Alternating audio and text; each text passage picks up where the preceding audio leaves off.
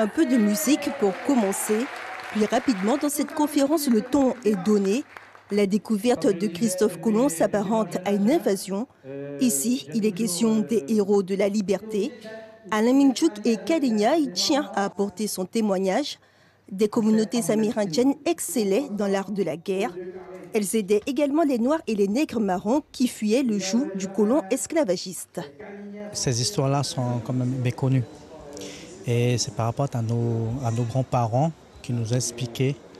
Et que là, c'est là qu'on a compris qu'il fallait mettre tout ça en valeur et surtout à l'écrit. Puis Eugène Epayi entre en scène pour retracer toutes les péripéties des héros de la liberté. Il évoque le personnage de Victor Hugues, célèbre dans l'histoire pour avoir aboli l'esclavage en Guadeloupe tout en le rétablissant de la foulée en Guyane. Ce docteur en histoire a tenu à présenter au public les vestiges de cette époque, véritable mémoire de ce passé, l'esclavage, aujourd'hui déclaré crime contre l'humanité. Je me suis focalisé, c'était le contrat, sur Simon Fossard, donc un personnage redoutable, bien plus redoutable que Pompée, qui a mené la résistance contre les troupes coloniales de Victor Hugues et qui est toujours quasiment inconnu dans l'histoire locale. Serge Billet, quant à lui, revient sur la présentation du chef Boni. Il met en lumière la mère d'un symbole incontournable de la résistance. C'est la première grande manifestation de l'association Copena. Elle veut rétablir une certaine vérité historique sur ces résistants de l'ombre.